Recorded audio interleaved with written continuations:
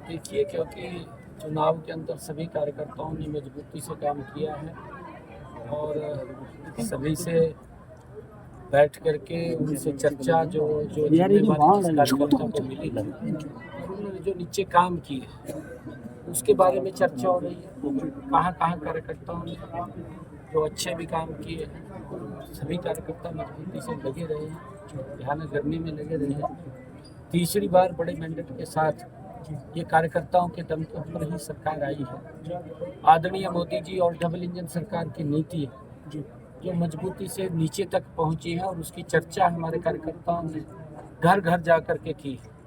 उसका परिणाम है और उसको लेकर के अलग अलग जो जो जिम्मेवारी जिन कार्यकर्ताओं को जहाँ जहाँ दी गई थी उन सबसे बैठ करके बातचीत हो रही है। अभी हमारे कोर कमेटी के सभी पदाधिकारी थे, उनसे बातचीत हो रही थी, क्योंकि एक मेंबरशिप का बड़ा अभियान सदस्यता ग्रहण का चल रहा है। उसको लेकर के अलग अलग जिम्मेवारी भी सौंपने का डिस्ट्रिक्ट वाइज काम किया है, ताकि जो टारगेट मेंबरशिप का लिया है 50 लाख का, उसको जल्दी हरियाणा पूरा करेगा और उसको लेकर के सारी योजना रणनीति वो बनी, चर्चा हुई है।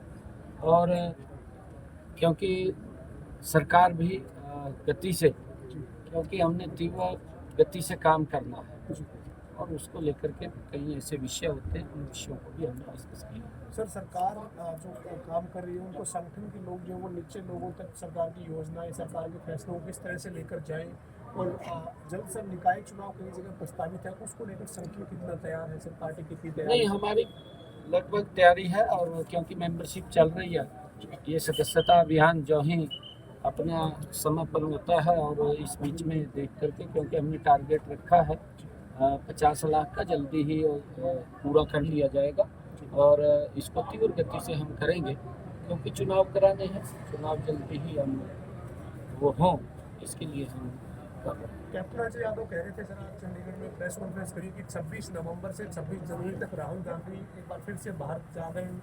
अभियान जोड़ो अभियान जो पहले था उनका भारत जोड़ो अभियान, उसको लेकर आगे बढ़ेंगे। जातिगत जनगणना हो, इसको लेकर देश को जागरूक किया जाएगा और आज जो वो पूरे देश में जाएंगे 2 महीने का जो उन्होंने अपना कार्यक्रम कांग्रेस ने बनाया है सर। और जातिगत जनगणना की बात कांग्रेस बार बार करती है सर, आप क्या कहेंगे सर? देखिए, क्योंकि मेरा जो मानना है, कांग्रेस 50-55 साल तक सत्ता में रही और कांग्रेस ने जो अपेक्षाएं देश को कांग्रेस से थी वो पूरी नहीं कर पाई। उन्होंने बेशक अपनी अपेक्षाएं पूरी कर ली हो, कांग्रेस के नेताओं ने, कांग्रेस के लोगों ने शायद अपनी अपेक्षाएं पूरी कर ली, तो देश को जो अपेक्षाएं थी उससे देश वंचित रहा है। अभाव था हर चीज का। ये कैप्टन साहब को भी मैं तो आप सबसे कहूँगा कि आप सब जागरूक पत्रकार हैं, जब ये लोग इस प्रकार की बात करते हैं तो उनसे जरूर पूछना चाहिए। जब सड़कों का भी अभाव था इनके समय के अंदर, गैस का भी अभाव था, विकास का भी अभाव था, सड़कें भी नहीं बनती थी, मेडिकल कॉलेजों का भी, हेल्थ का भी अभाव था, एजुकेशन का भी अभाव था इनके समय के अंदर। परंतु क्योंकि जब देश ने इनको देख लिया है, कांग्रेस पार्टी को, और उनको नकार दिया है, जब इनको नकारा है तो इनको फिर इस प्रकार की बातें याद आती हैं कि ध्यान डाइवर्ट करना है, जनगणना करानी है। भाई थारे को किसने रोक लिया था? 55 साल तक रहे हैं और ये भी मंत्री थे उस सरकार में, आवाज उठानी चाहिए थी भाई जी जनगणना कराई जाए। परंतु जब तो ऐसा लग रहा था अभी वोट तो ले लेते थे, पिछड़े का भी शोषण करते थे और एससी का भी शोषण करते थे, आम व्यक्ति का भी शोषण करते थे, तब तो ध्यान नहीं रहता था भी वोट दे रहे हमें। अब जब उन्होंने नकार दिया, अब कई प्रकार की बातें इनके ध्यान में। सर, झारखंड और महाराष्ट्र को लेकर क्या कहेंगे? आप भी चुनाव प्रचार में गए थे सर, वहाँ के लिए नतीजों के लिए कितना आश्वस्त है? हरियाणा का असर नहीं, पूर्ण रूप से बिल्कुल। लोग देखिए, नीचे के लोग इस बात को पूरे अवगत हैं कि मोदी जी ने जो काम किए उसको कोई नकार नहीं सकता पूरे देश के अंदर, क्योंकि इतने जबरदस्त काम हुए कि पहली बार ये सरकार गरीब के घर में पहुंची है। नहीं, आज तक तो गरीब तो देखता रहता था सरकार का है, दिखाई नहीं देती थी सरकार, परंतु अब गरीब व्यक्ति को ये लगने लगा है कि जब से मोदी जी 2014 से प्रधानमंत्री बने हैं कि एक्चुअल में गरीब की अगर किसी ने सुध ली है या गरीब के बारे में विचार किया है तो ये नरेंद्र मोदी डबल इंजन की सरकार ने विचार किया है। उसका परिणाम है कि अंतिम छोर तक गरीब के घर तक योजना पहुंचाने का लाभ नरेंद्र मोदी की सरकार ने किया है।